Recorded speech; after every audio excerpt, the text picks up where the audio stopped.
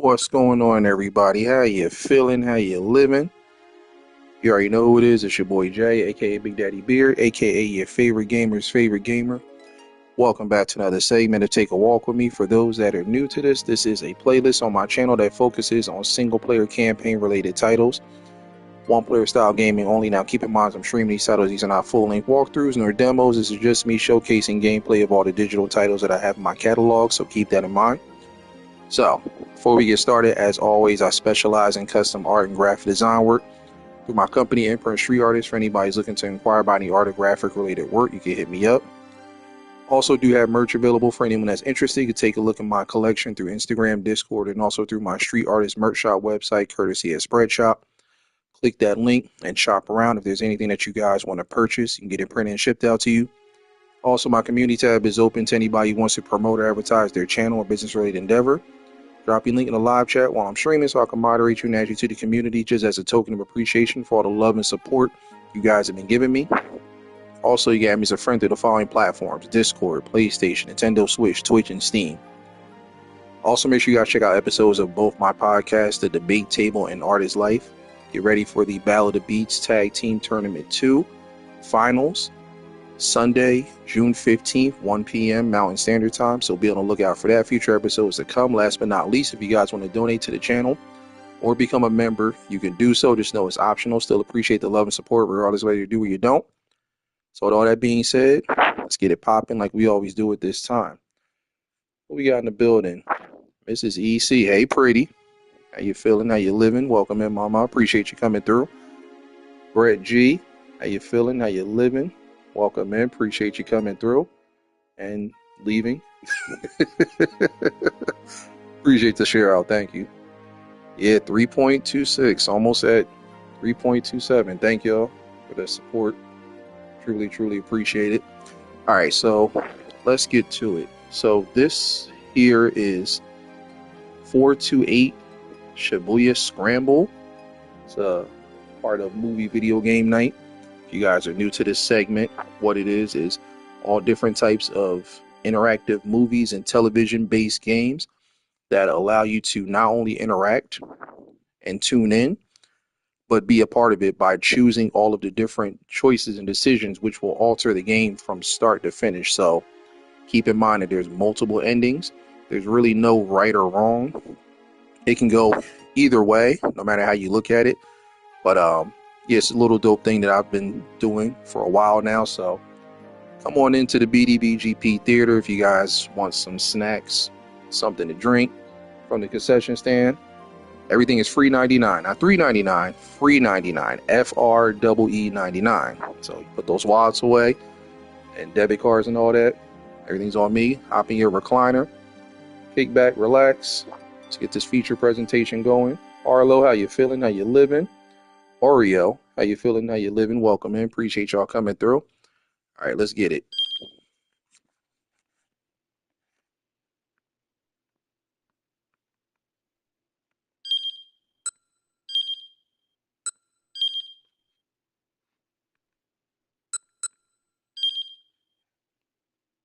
That's right. Everybody's favorite price. Free 99. Imagine if everything in this world was free 99. Rent, groceries, gas.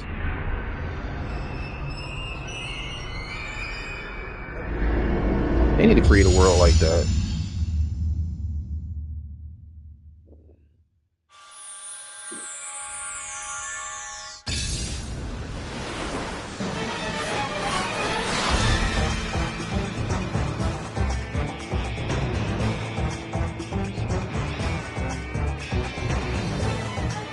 You know, it's funny. You never realize like how big some of these cities and towns are till you see it from like a top view.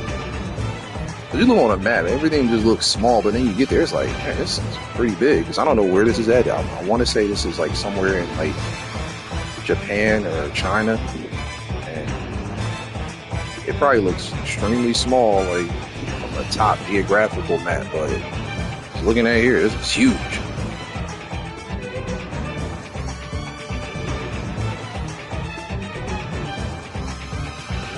Yeah, you definitely got to zoom out. Wow.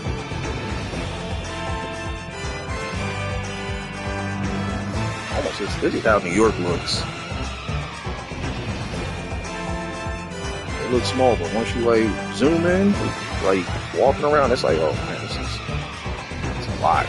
This just take me back to my days in New York, walking down those streets and avenues that just feel like never ending.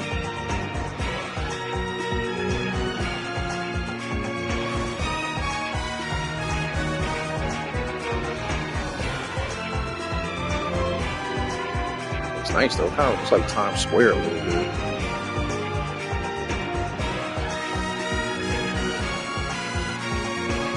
Everybody that's coming into, make sure that you guys click the link that's pinned to the top of the chat. Set your notifications for the Battle of the Beats Tag Team Tournament 2 Finals.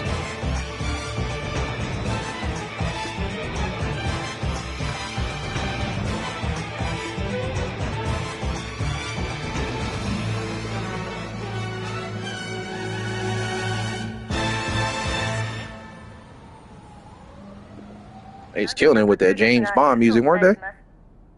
新宿区オフィスビル立てこもり事件の速報です。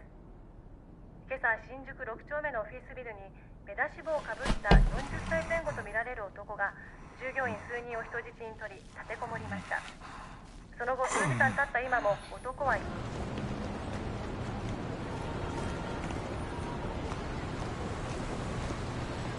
会社員の話によりますと、立てこもっている男は北島という男である可能性が高いとのことです。その男は以前からこのビル内のある企業との仕事上の取引があり、金銭上のトラブルが絶えなかった。It do, don't it? 今回の立てこもりはそのトラブルに I don't like it's one of the old school shows like Hawaii 5-0 or like Get Smart. Why would you give me black mirror?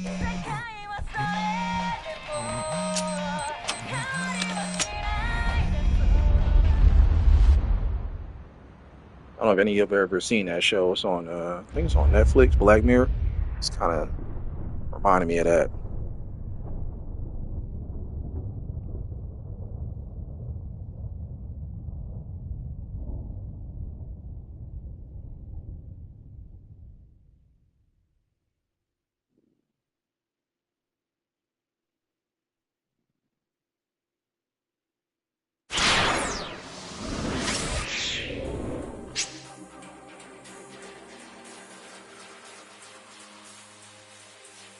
Alright, as you play through the game, the various mechanics will be explained.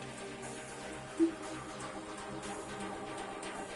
428, you follow the stories of multiple protagonists at once. Your decisions impact their experiences as you read the story.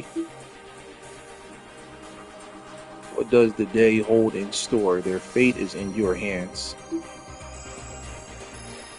Hopefully you can see all of them through the end, through today. To start, you have two characters, Kano and Hachi. Let's begin by checking out Kano's story. Okay, so we can't do cheese yet. Why do they look like old school Mortal Kombat characters from like the Sega Genesis?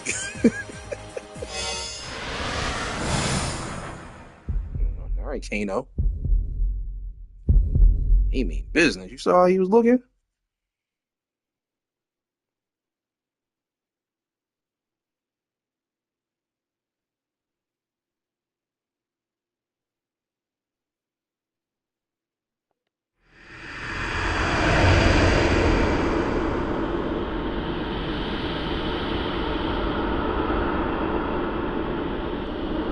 Shinya Kano noted the time again on his watch, scowling at the slow creep of the second hand. They look like twins who hate each other. Right. Just in the room, just causing a whole bunch of trouble. One trying to choke the other one with the umbilical cord. The time was 9:58 a.m. Furrows of consternation creased his forehead. He wasn't nervous, but he was better than to expect everything to go smoothly. Like, completely opposite in every way, right? Brewster, aka the notorious Bab, how you feeling? How you living? Welcome in. Appreciate you coming through. Keeping a level head was proving rather difficult. There was no room for failure.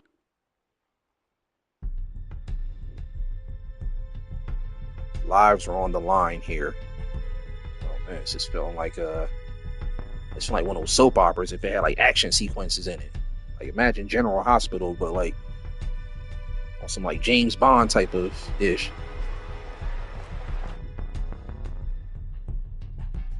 He eyed his surroundings.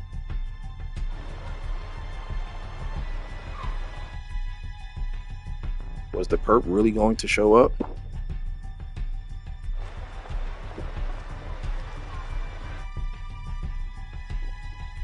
When? Where would he be coming from? How would he make his approach?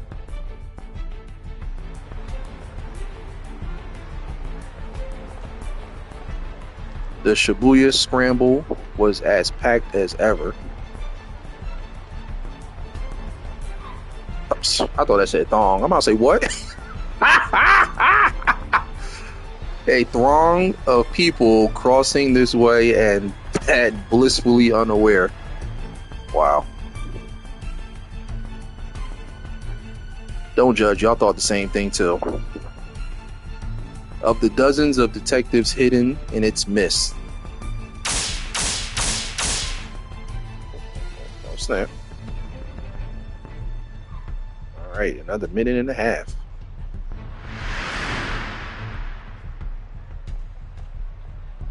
Kano.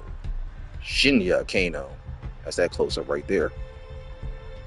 Straight GoldenEye 007. Kano glanced down at his watch yet again. Mere 30 seconds had passed.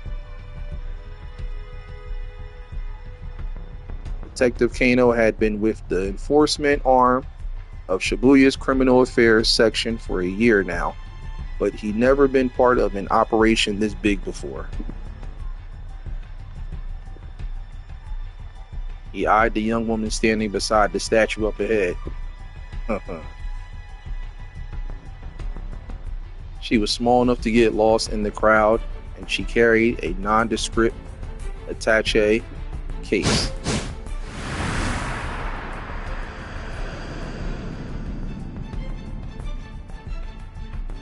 Focus, Kano, focus! He told me. Asawa, age 19. The attaché case in her hands contained a full 50 million yen in cash. Oh, 50 million? $50 million? Was she kidnapped Chelsea Clinton? A Rush Hour reference. Pass that over here. Times is hard. Yesterday, her twin sister Maria had been kidnapped. Oh, so that's the ransom. This was the ransom payment. Yep, called it. The culprit had called, he told me last night, at home, referring to her by name and telling her to wait by the statue of Hachiko in Shibuya. Right, let me hold something. 49 million of that. You keep the other million. It was almost time, but nothing. Hey, look, listen, we just saying. Times is hard right now. The struggle is real. Let us hold something. Because what? Isn't, like, the currency rate, isn't it, like, doubled in other countries? So, like, for us, like, $1 in America is what, like, $20, like, in one of those, foreign countries? I don't know, we might consider moving. Look, if $1 is 20 over there, imagine what $100 bill is. It varies per country. Well, we can ready to start doing some research and some math, and whichever one got the highest one, that's where we're going. Otherwise, you're gonna look like him. Come on, Kano, quit looking at your watch so much. What if the kidnapper sees you? Kano tried to look nonchalant as he lifted his eyes, but the scruffy character continued. You're too nervous. Just relax already. But the dollar is losing its value for sure. I'm down to move overseas. Yeah, we might have to make that happen. You're the one acting suspicious. Sasayama. Sound like a dish or something. Some extra seasoning. Sound pretty good too. Kano frowned. Thailand. That's actually where my friend from college is talking about moving. He said he's going to go out there probably like another year or so. Why would some homeless guy be talking to me?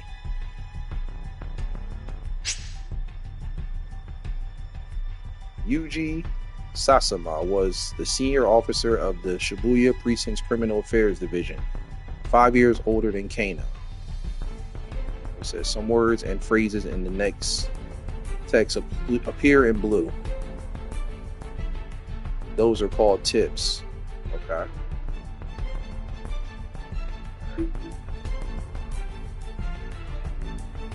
Let you read some extra info relating to that. Oh, okay.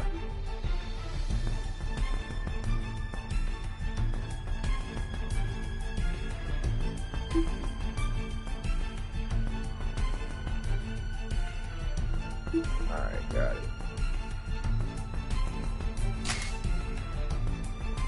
Official name, Shibuya Central Precinct, responsible for the safety of approximately 200,000 people in 32 neighborhoods, including Uehara. I'm not going to try to pronounce that, whatever that is. Same thing with that next word. Ibisu, Ibisun Ishi. Skip that word. Oyamacho. Umiyamacho. Skip that word. Zasazuka. Saruga Kucho. Shibuya. Shodo. Jingume. Sino Sencho. G9. Sendagawa. Skip. Dojin Zaka. Tomigaya. Nan P. Daicho. Nini Shara. Adagaya. Achiyamacho. Atsu Dai. Higashi. Hiro. Onmachi. Maruyamacho. Skip. Yoyogi. And Yoyogi Kamizoko. Why does it sound like you sound like the name of like Asian reindeer? what was the Rudolph song? You got Dasher and Dancer and Donner and Vixen. That's what it sounds like right now. I'm trying to pronounce it. It's like, man, reindeer. Yeah, half them words I don't know. So some syllables or something. He always went a little overboard with the disguises. He claimed it was all part of the job, but word around the station that he was just like plain dress up. Oh damn. Hey pal, spare some change.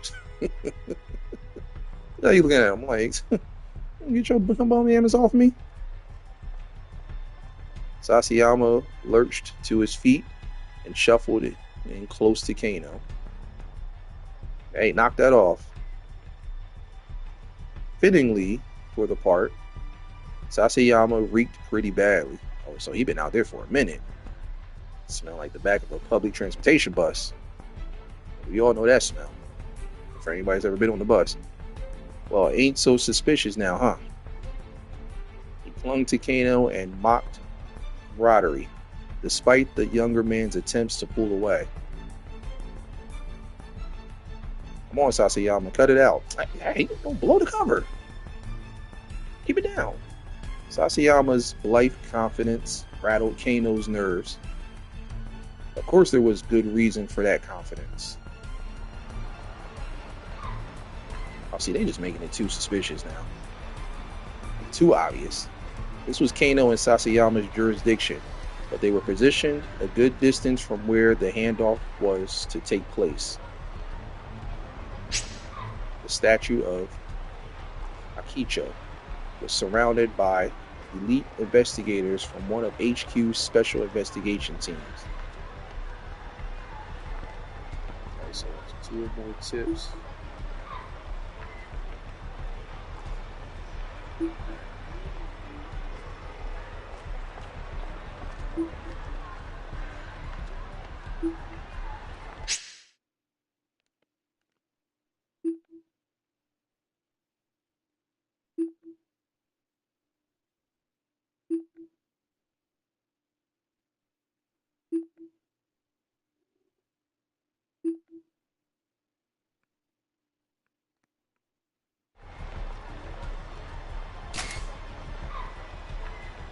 Jurisdiction, a particular region over which an organization or a member thereof has control or authority, refers here to the areas under the jurisdiction of various police precincts. The Metropolitan Police Department, at the pinnacle of Tokyo's police hierarchy, has vastly more authority than local precincts, but since many officers wind up needing to work with both, the outright rivalry between the two isn't as notable as TV dramas may make it seem.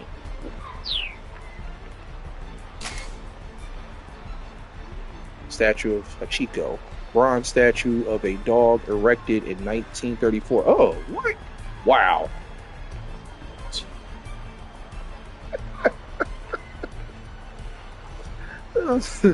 I wasn't expecting that. The dog said, "You see it, you see it."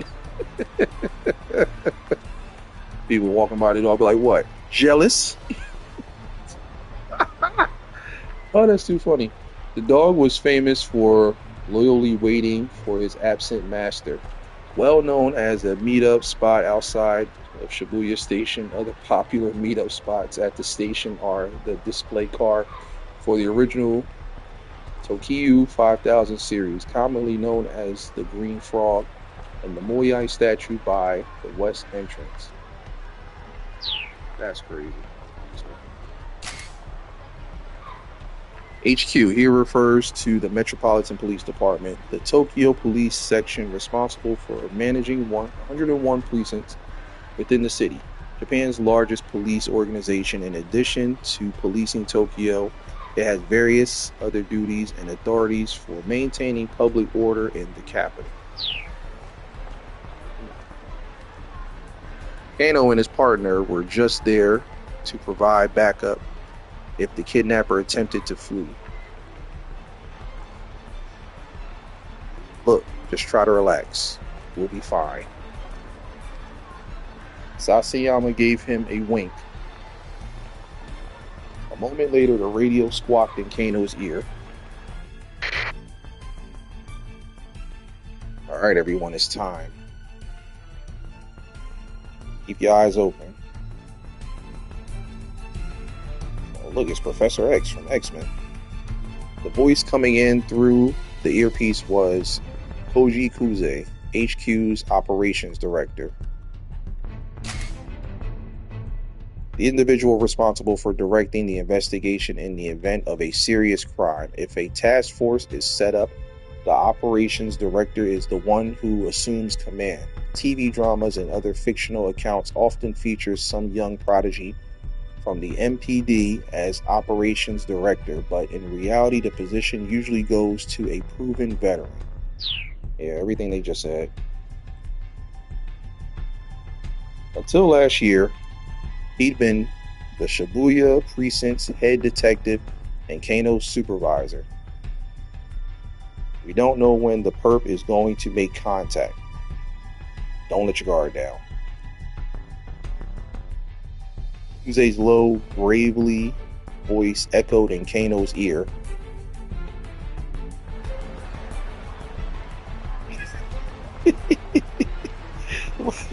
Why Sasayama look like that?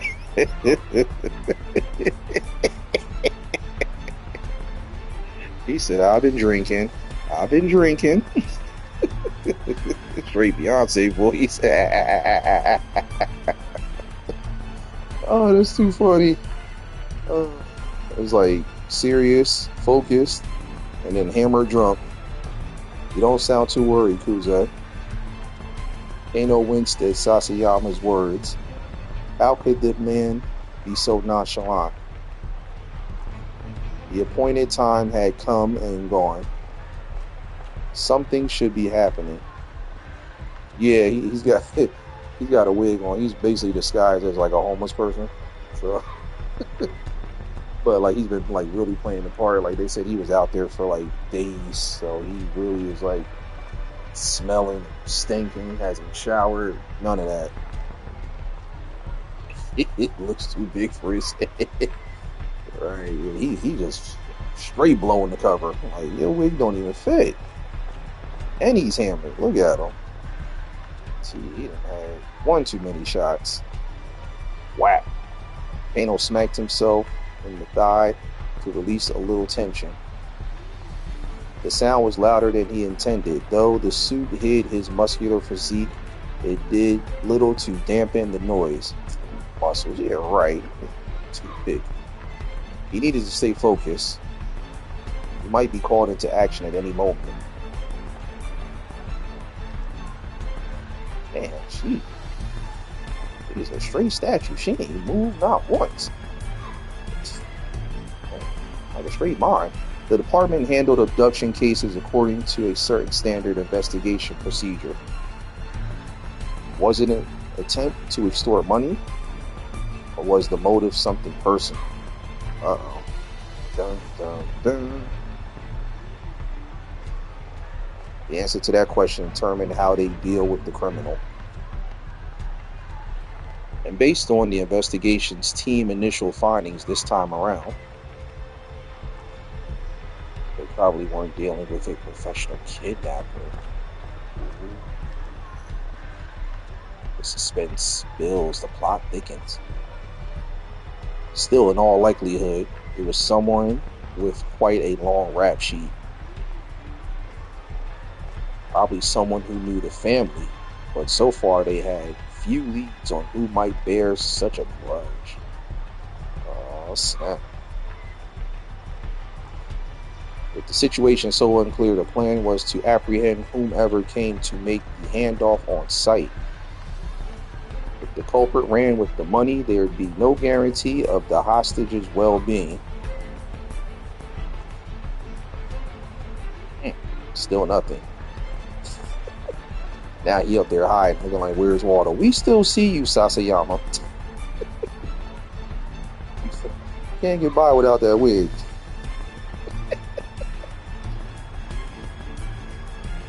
That wig is done. Look, he got lint all in it and everything. Oh, man, that's too funny. Sasayama muttered. There he is. There he is. He's here. Oh, snap. Jose broke in, his voice spiking into an excited chirp.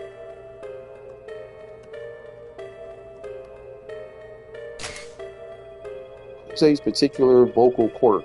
Whenever he gets overly flustered, excited, or panicked, he slips into a childish register, prone to babbling and pitching his voice. Really?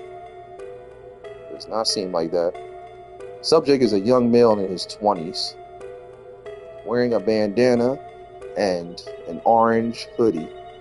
Yeah, you saw him, right? The straight up where's Waldo. You gonna try to hide behind him like we don't see him. We see you. Like, what's that Cat Williams joke on his stand up? Do you know I can see you? Jose, normally calm and stoic, was now squawking like an excited child. Hyped up. That only happened when he got particularly worked up. Kano and Sasayama steeled themselves. Uh-oh. She is not moving. Wow.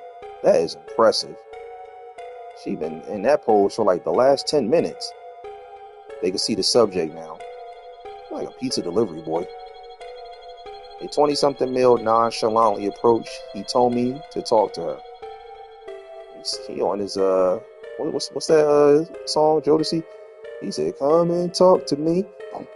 I really wanna know you. Can I talk to you?" All right, people. Be ready to grab this guy. Kuze was stationed in front.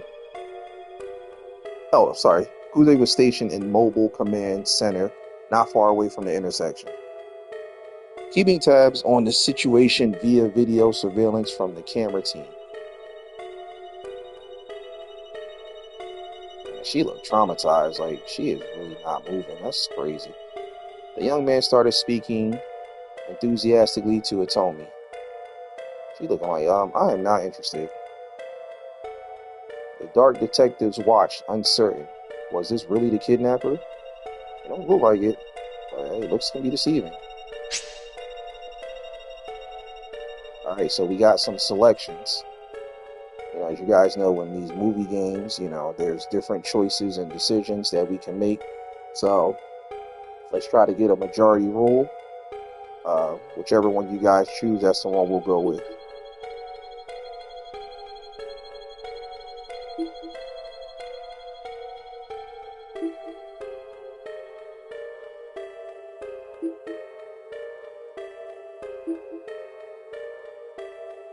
Cat, what up, Nine? How you feeling? How you living? Welcome, man. Appreciate you coming through.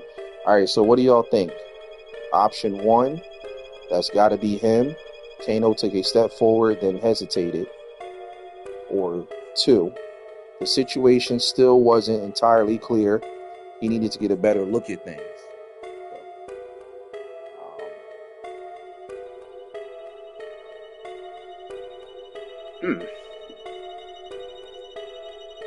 Honestly, he don't look that suspicious. He just really look like he's just trying to sell some star maps, like that guy in Rush Hour. Star maps, star maps.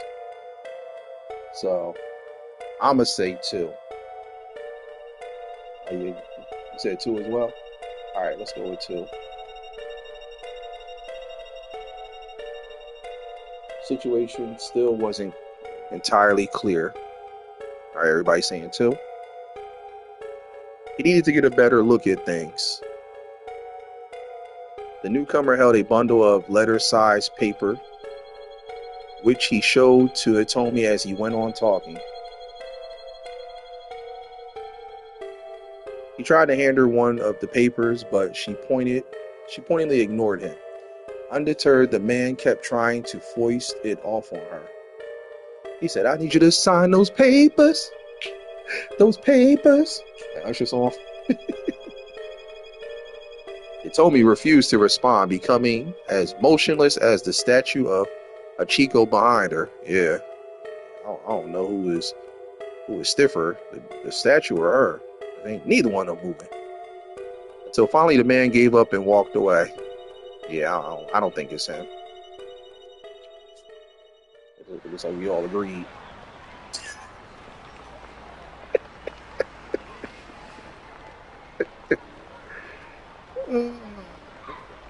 Look, somebody fix Sasayama's wig, please, for the love of God.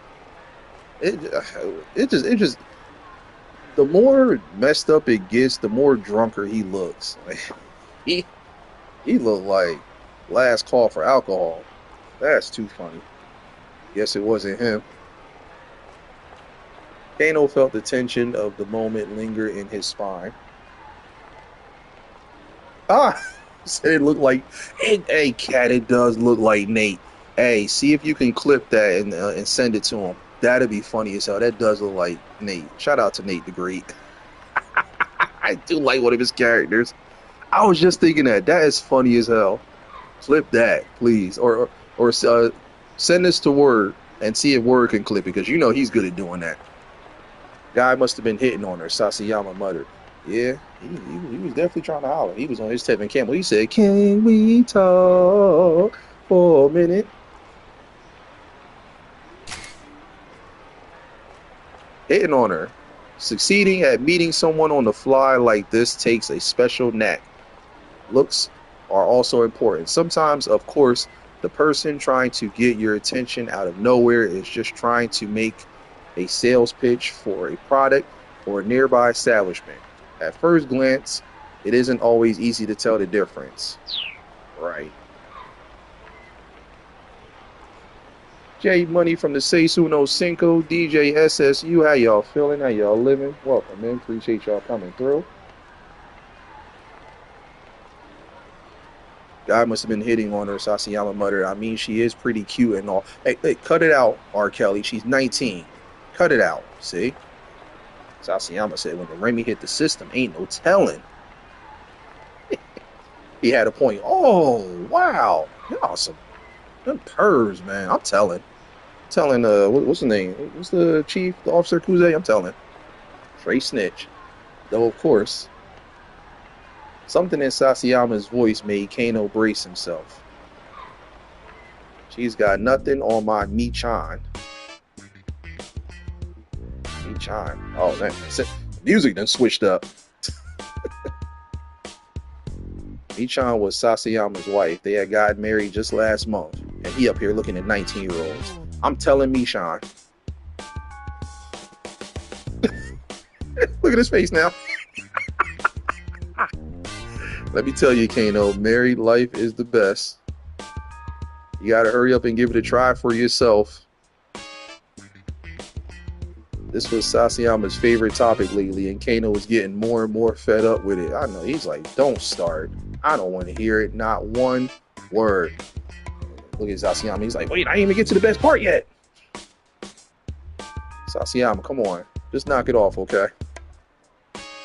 The phrase had become a common refrain of his since the department partnered them. Fine. Let's talk about your girlfriend then. Uh-oh. He said, say what now? Huh? You know my ass. Now, can't be serious. Sasayama leaned in close again. What's she like? Wow. We are not having this conversation. Oh, they are wild. Kano muttered, looking away. Oh, come on. Sasayama set his hand on Kano's chest, still playing the homeless troublemaker. He about to get his ass whooped. Show me your phone. Let me see your lock screen. Huh? Sasayama paused for the phone. You about to beat the wig off of him. You got a pic of your girl on your lock screen, yeah? I do not. Really? He's serious with it. He ain't playing. But he did. It was scary how on the mark Sasayama's instincts were. Hey, cut it out. We're in the middle of an investigation. Right. Focus. I'm investigating, Sasayama chuckled as he plucked the phone from Kano's pocket.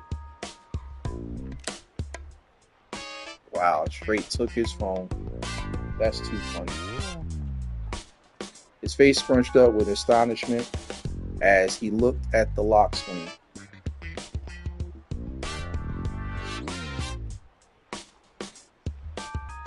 The heck is this? It's not. Ain't this Masayami Nagahama? Hold on, let's see who that is. Masami Nagahama, a national star, tends to play the heroine on national morning soap operas or in national historic dramas.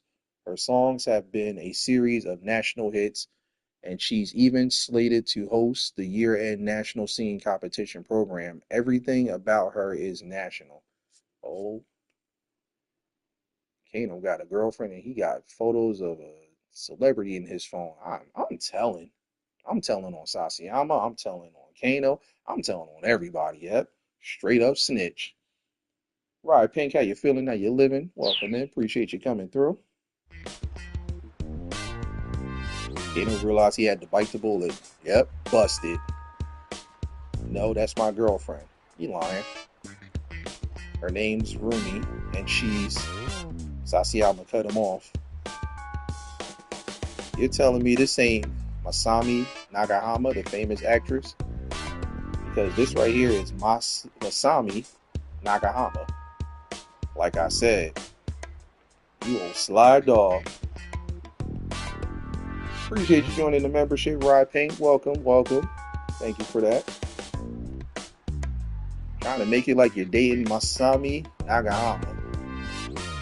I'm not. I mean, I guess Rumi does kind of look like her. Lies.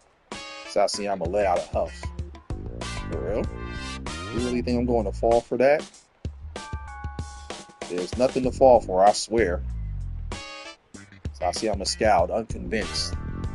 Alright, then why don't you marry her? Kano stammered, but he had no answer. The truth was, he would have happily married her already. But there were obstacles that needed to be overcome. Okay, playtime's over. Let's focus on the job. Alright, lock in. Sasayama handed back Kano's phone and turned his gaze back to Hitomi. Kano let out a quick, uneasy sigh. I feel you, Kano, I feel you. He is just up to no good. But his shoulders did feel looser. Maybe Sasayama had been trying to relieve a bit of the tension. Maybe he should be grateful. Or maybe he's going to get his ass kicked. By now, several minutes had passed since the guy with the papers had gone away. He peered at Hitomi. The strain on her face was visible. In addition to the weight of the Hitachi case itself, the 5,000, 10,000 yen bills it had weighed close to 6 kilos. Damn, big money. Her slender arms must have been getting tired. My thing is, why don't she just like sit it down at her feet and just like, just keep an eye on it if it's like weighing her down. Welcome back, welcome back. Still, she refused to set the case down. Fine then. She wasn't taking any chances with her sister's life. The kidnapping case had begun the day before at around 7 p.m. Took me a minute, but I shared the clip on the community page. Oh, yeah. Send that to me. I got to see that. That's going to be funny. Oh, damn. Look, they got the old school transistor radio right there. That's the old school radios you see back in the day with the Morse code and stuff. You had to tap that little silver thing and you made that real annoying noise. That's that radio right there. This is MPD dispatch. Oh, that's the cop radio. Never mind. The Shibuya precinct is reporting a missing person believed to be an abduction. What's an abduction? In Japanese law, the act of indirectly luring or deceiving someone into the control of a third party is known as kidnapping, using forcible threats or violence to achieve the same result known as abduction. Subject is Maria Osawa, a 19-year-old student at Midoriyami Academy, last seen at the LL Diner near campus. A man was allegedly forcing her into a car nearby. All officers in the vicinity report to the scene at once. Here we go. I need some action. Kano and Sasayama had been working a burglary case in Jingumei's 5th district when they got the call. Oh, you said you don't know? The two arrived at the LL Diner at 7:15 p.m. Man, what kind of weak logo is that? They could have did something a little bit better. At roughly the same time, several other officers showed up to secure the area, blocking off entry to nearby roadways and monitoring the surrounding establishments. Look at them walking in there like Men in Black agents. Inside the restaurant, Kano and Sasayama were met by the girl who reported the kidnapping. It was the victim's twin sister. Oh. He told me. Could you tell us about when Maria was taken, starting from the very beginning? Kano said, keeping his voice low. I know, right? Yeah, real like eerie, don't it? My sister and I were supposed to go to a party together today. Hitomi was trembling, her voice hoarse. But I messed up the time. I showed up right at 7, an hour later than I was supposed to. Well, they both looking at her like she lying. So Maria had gone alone to the party, a mixer for locals and exchange students. Hitomi, arriving late, had showed up just in time to glance out through the restaurant window and see her sister getting shoved into a car. And they didn't even do nothing. She described the vehicle as a blue station wagon of Japanese make. They do, don't it? Why? Why would something like this happen to her? We don't know. That's what we're trying to find out. Hitomi held back her tears, but she was shaking all over. I don't know. I don't believe her. Do y'all? Did you get a look at the kidnapper? Yes, it was a man, middle-aged. Oh snap! What the hell is this? Like Stephen King or one of those people that be writing like horror novels and stuff. There's another eyewitness, Leland Palmer. Leland Palmer. Are you like one of those like defense attorneys that don't win no cases? It be a representation and stuff like that. Like, who's representing me? Leland Palmer. Oh God, just send me to jail. You ain't winning with nobody looking like this. On a striped shirt, a suit that don't even fit all the way. Yeah, bad representation. You going to jail. He identified himself as the lecturer at Hitomi and Maria's school. Oh, he's a school teacher. Oh, okay. I saw too. It looks like Hitomi says.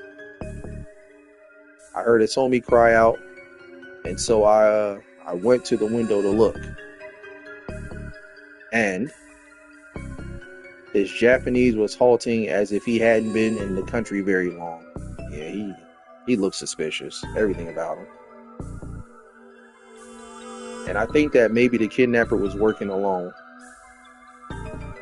Leland explained that he'd seen the man shove Maria into the back seat, then clamber into the driver's seat. If he had an accomplice, wouldn't they have been driving? Neither Hitomi nor Leland had gotten a look at the suspect's face. Kano was interviewing others who had been on the scene, looking for other potential witnesses when his phone rang. It was Yoshio Kajawara, one of the senior detectives. We've set up a task force for the investigation. Get back to the station once you have a handle on the situation there. Roger. Barely half an hour had passed between the time the kidnapping was reported and the time the task force began operation. Roughly 150 people are working on the case in the Shibuya Precinct's conference room. The main force at work is HQ's first special investigation unit. Additionally, other detective sections, a riot squad, and investigators from neighboring precincts have been assembled. Sound like the Avengers.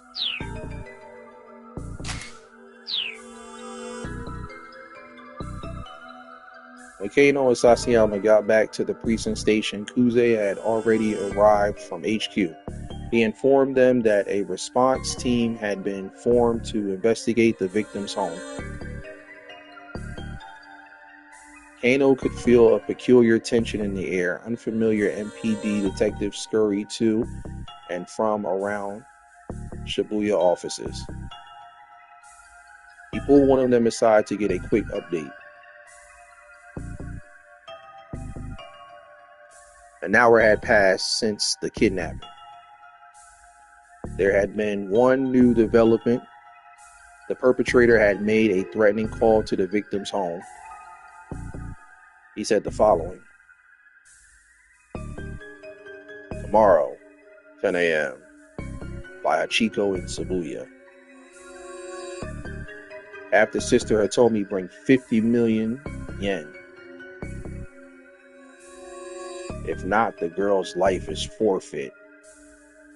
Forfeit? You can't even take nobody seriously saying something like that. You gotta be more threatening than that. Forfeit? Like ain't no competition. What the hell? I'd have hung the phone up. Man, please.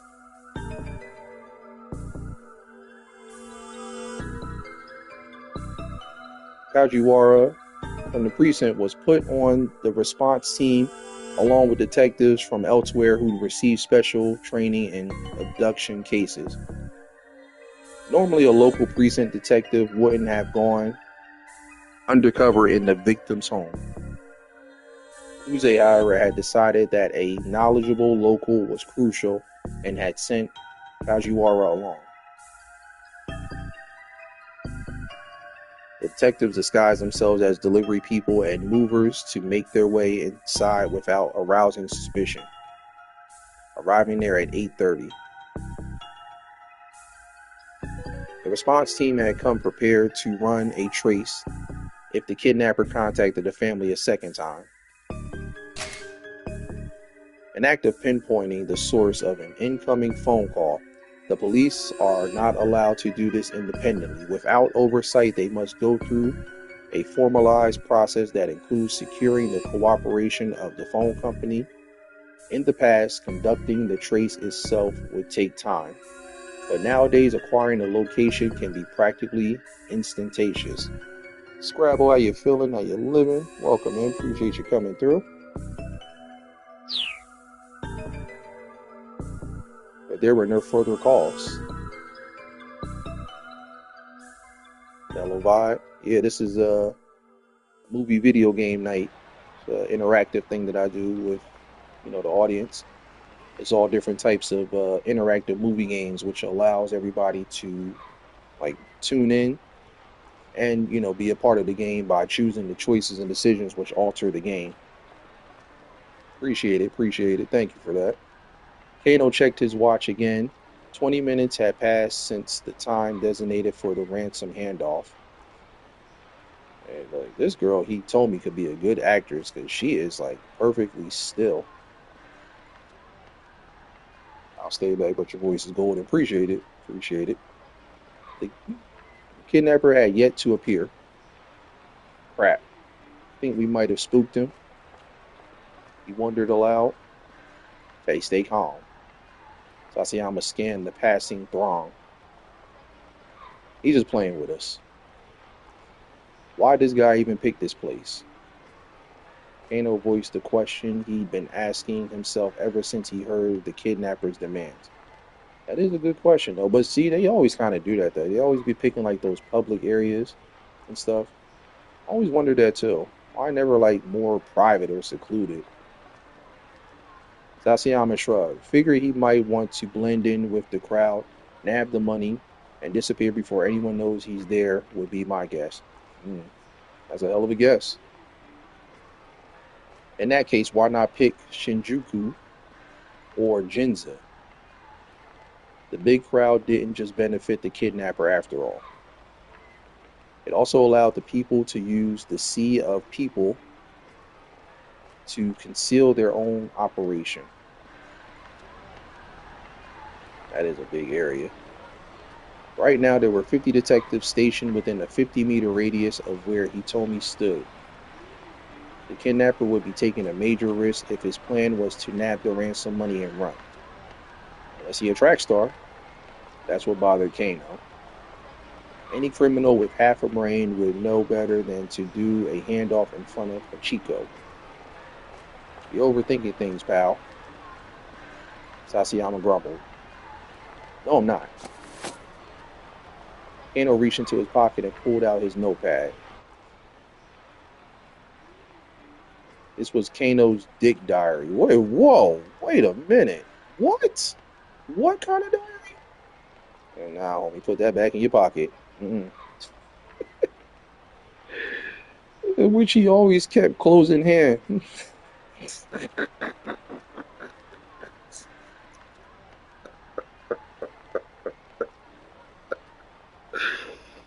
Oh, this game is full of surprises. Sasayama rolled his eyes. Yeah, I would have done the same. Wow. Why would you call it that of all things? Just handy dandy notebook like Blue's Clues, but I ain't even gonna repeat it. That thing again? Kano ignored it, flipping through the notepad pages. Aha, here it is. Right, why does it look like a bingo card? S9. What's over there to the left? I can't figure that out. Wow. Dictum number 89. The more irrelevant something seems, the more relevant it's bound to be. Close this book, Kano. You wow. You a wild boy. It was a favorite saying of Kaiuzo Tateno, an assistant inspector from the Shibuya precinct. Tateno was the kind of detective Kano aspired to be. For the current operation, he'd been placed in charge of Hitomi's personal safety. He was in position to defend her as soon as the ransom had been handed off. Of course, Hitomi hadn't been informed of how much protection she was under. There was a risk that if she acted too secure, it might alert the kidnapper. I think Tateno has the right idea. Sasayama snorted quietly. Maybe, I mean, he's a great detective. Don't get me wrong. But do you know how many irrelevant things there are to consider? Again, Kano ignored him. It didn't matter if nobody else understood. Kano had faith in Tateno, as both a detective and as an individual. He had first witnessed Tateno's brilliance during a standoff at a financial company 3 years earlier. A man had shut himself in an office, splashing gasoline everywhere and threatening to set the place ablaze. Damn. While others hesitated, Tateno unflinchingly doused himself with gasoline and strode into the building. Oh, he's bugging. Hell no. Phrasing? Where you managed to talk the man down and secure the scene. But why you had to douse yourself in gasoline now? The others had been awestruck by Tateno's action. Yeah, I would be too. And Kano, who at the time had been content to be a run-of-the-mill policeman, had found it quite inspiring. Wow. Still, Sasayama murmured under his breath.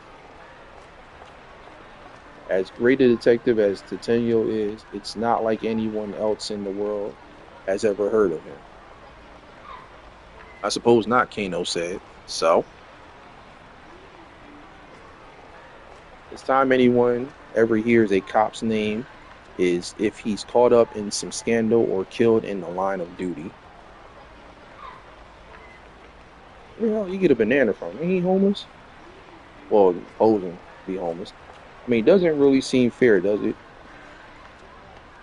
Kano just shrugged. It was a strange definition of unfair, really. I mean, you've got celebrity chefs and celebrity hairdressers and stuff. So how come no celebrity gumshoes? Like, what the hell are you talking about? That's how you looking. Look, please. Can you just focus on what we're doing here? Kano rubbed his eyes and then turned his attention back to Hitomi. What's the matter? Didn't sleep? Not enough, I guess. Did you eat? Didn't have time. Between bringing in supplies for the base of operations, readying the team's vehicles, a base of operations is usually set up in a large room at the precinct, such as an auditorium. MPD and precinct investigators assemble there, and communications equipment, investigation resources, and such are brought in. Because of the scale and scope of these activities, newspaper reporters can be liable to notice, and so in cases such as kidnapping where a victim's personal safety is at stake, the flow of information is tightly controlled. Photocopying hundreds of documents and various other tasks. Kano had briefly slept the previous night and hadn't gotten a meal in either. Oh, so yeah, he running on fumes right now. What have you been doing? Sasayama puffed out his chest. Saving up my energy for today. So you were sleeping. Kano gave a wry chuckle at his partner's lack of shame. There he is. Tuesday's voice chirped suddenly through Kano's earpiece. A man in his 20s wearing a sleeveless red jacket. He's carrying a garbage bag.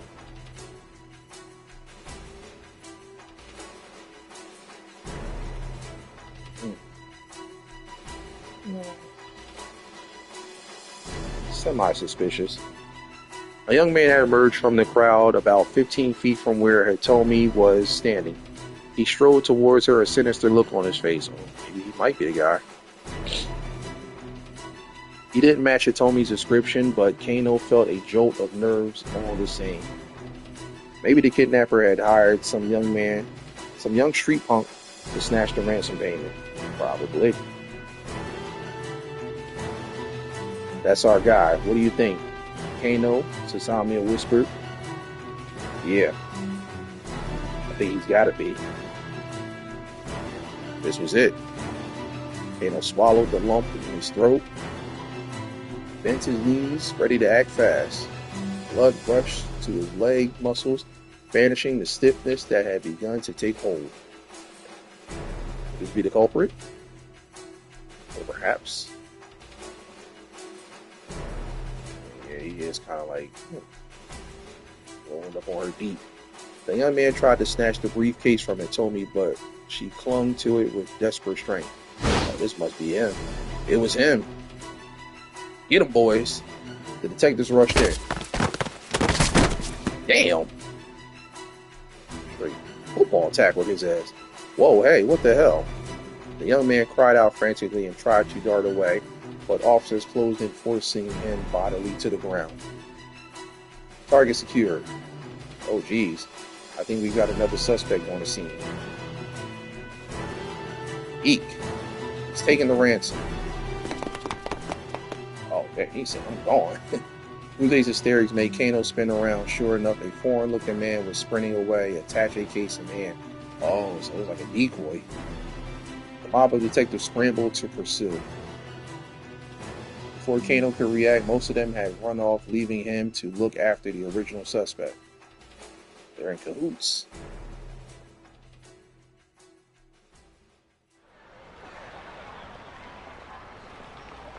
What should I do with this guy, sir? Book him. That's what I say. Might have some connection to the kidnapper. Should I bring him in? Oh, sure, that'd be swell. I'm on it. With the help of one of the remaining detectives, Kano brought the suspect back to the Shibuya precinct. Say, get your ass up.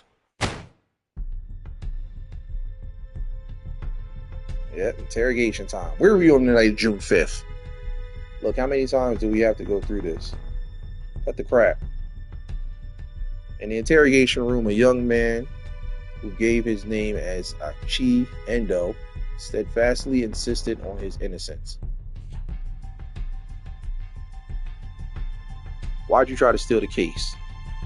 Kano watched Achi's face intently. Like I said, it looked heavy, so I was just trying to help her out. Lies. All lies. Look at his face. Everything about that just says lie. It's imprinted on his forehead. It wasn't inconceivable that a young guy would want to help a pretty girl. But Hitomi had been standing there hardly in desperate need of assistance. I don't mean snatch her briefcase, say something first. She hadn't set the case down. So I figured there had to be something important inside. And yeah, you decided to try to run off with it. You ain't slick. An entry from Kano's dick diary shot through his mind. Oh boy. He gotta change that title, I'm sorry.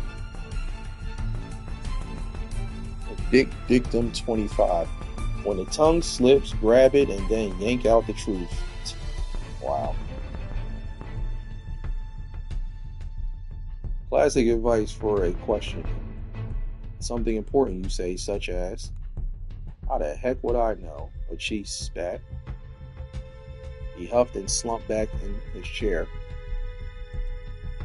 This standard textbook back and forth had been going on for nearly an hour. Kano didn't mind. Chasing down criminals was all well and good, but questioning suspects was another key part of the job. Plenty of off-the-scene work went into cracking a case. Once again, he had Chi explain what he'd been doing, starting from the beginning. When Kano finally emerged from the interrogation room for a short break, he learned that there had been some progress on the case at the crime scene. What the police hadn't been able to determine yet, however, was whether or not Maria was safe. Fighting back his anxiety, Kano consulted his dick diary. Oh, God, what was going through his mind when he decided to call it that? Of all things, why? Dictum number 54, haste makes waste. He felt his tension subside. Remembering the right maxim always helped. It was like casting a magic spell. Kano returned to confront Aki once more. You were there to act as a distraction, to mess up the investigation. Weren't you? Huh? Aki looked a bit dumbfounded. What are you on about? Dictum number 55. The truth hungers to be free. You hungry? Got some katsudon if you like. Japanese dish consisting of a bowl of white rice topped with breaded pork cutlet and egg. That sounds good. There were several variations, such as sauce, katsudon, where the egg was replaced with Worcestershire sauce, and miso katsudon, where the pork is stewed into miso. Making me hungry. Now, typically this sort of thing a policeman offers a suspect during an interrogation, this could be seen as baiting with food and is to be avoided. Right, how you feeling? How you living? Welcome, man. Appreciate you coming through. Aki nodded silently. Oh, damn, that dude looked good. Aki devoured the bowl of katsudon with gusto. He looked like he had eaten in a while. Oh, they tore it up too. Look at that thing looking. They ain't got the little leaf on top of it. Oh yeah, that's when you know it's good. All right then, spill it. What's this guy after? Aki just shrugged. I don't know. He murmured, a thick slice of egg laid in pork between his teeth. How many accomplices do you have? Kano asked. But Aki just shook his head as he inhaled his food. Yeah, it's kind of hard to try to interrogate somebody when they eating. Ain't nobody talking. Especially if it's good. I ain't saying nothing. Resignedly, Kano flipped through his notebook once more. There you go. Just call it a notebook. You keep calling it the dick diary. That's just weird as hell. Let me see. Number 115. Use the lights to your advantage. As the minutes ticked past, he found himself referring to his book again and again, trying a dozen different methods to tease out whatever his suspect might be hiding. The experience began to feel strangely surreal, and two voices echoing hollowly in the interrogation room. Hey, put the dentist light on him. Eventually, Kano looked at the clock and realized that the questioning had been going on for nearly 5 hours. Damn, that's crazy. 5 hours, just give it up at that point. If he ain't saying nothing, he is clearly not going to snitch. Oh yeah, for everybody that's coming into, make sure you guys click that link that's pinned at the top of the chat. That's for the upcoming Battle of the Beats Tag Team Tournament Finals, Sunday, June 15th. He still hadn't made any headway. What was he supposed to do next? Tateno would know, but he sure did. Still, he was determined to do whatever he could to keep the victim and her family safe. Gritting his teeth in frustration, he pursued the dick diary like it was a scripture. Oh.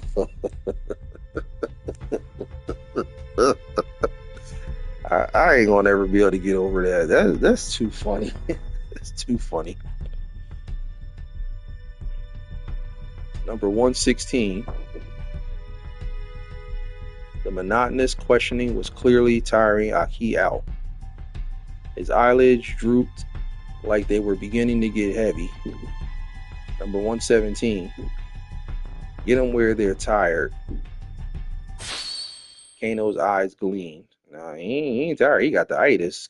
That Katsuno, whatever it was, you could tell that thing was hitting. Yeah, he about to be out in like for a good 10 minutes, 15 at most. You're part of some criminal gang, huh? Gone.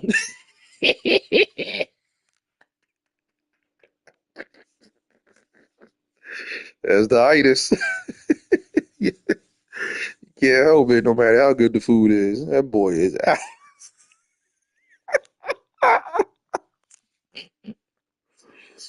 Aki's head slumped forward heavily. Nodding off was basically the same as nodding yes, right? Oh man, that's funny. Mr. Kuze, I did it. The young guy we grabbed at the handoff site, he finally confessed to the crime. He didn't confess, he fell asleep. What? What are you talking about? Kuze laughed in disbelief. We're just about to apprehend the mastermind here. Huh? Kano clutched his cell phone, dumbstruck.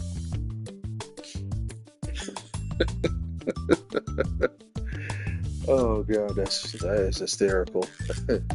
Listen, why don't you look, just wait there at HQ, okay? No, can't be. I I I done messed up. That's what you want to say. After the kidnapping case wrapped up, Kano tendered his resignation. Guess I'm not cut out to be a detective after all, he thought to himself. He dropped the dig diary in his desk as he left the Shibuya precinct for the last time. Well, damn.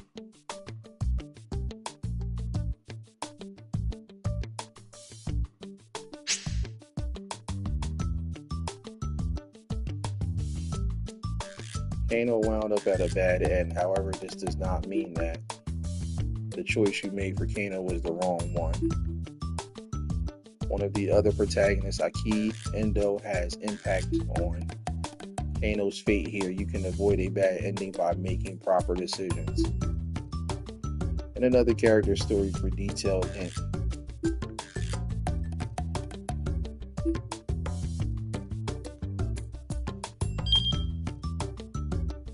Kano had every reason to suspect Aki Endo by arresting him turned out to be a mistake. If Aki hadn't approached Hitomi, this wouldn't have happened. Try playing the key story up to 10:30 and make a choice that keeps him from going up to her. If you do that, Kano would even have a chance to arrest him and things should play out differently.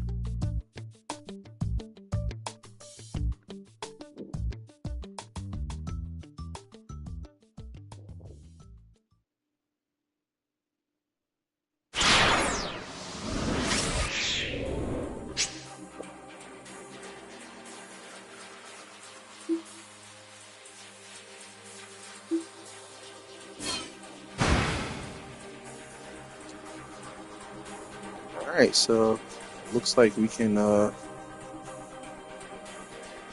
what's the name story. But seeing that this is probably going to be a two-part thing, I will go ahead and save this for another time. So if you guys want to come back and check out the continuation, you can definitely do so. But I'm going to go ahead and wrap this up here. Be on the lookout for part 2 coming soon. Again, the link that's pinned to the top of the chat, that is for the upcoming Battle of the Beats Tag Team Tournament Finals on my Debate Table podcast, Sunday, June 15th, 1 p.m. Mountain Standard Time. So click that link, share it out, spread the word, tell a friend to tell a friend to tell a friend it's going down. Again, I appreciate all the continuous love and support. As the lights come on in the theater, quietly make your way out so the ushers can clean up and do their thing. Again, make sure you guys like, comment, subscribe. Most importantly, hit that notification bell. Anytime I come through, kick your feet up, relax. My home is your home. You already know what it is. And remember the 4 beautiful things that make this world go round. Peace, love, positivity, and prosperity always. So until next time, ladies and gents, it's your boy signing off. Much love, peace, and gone.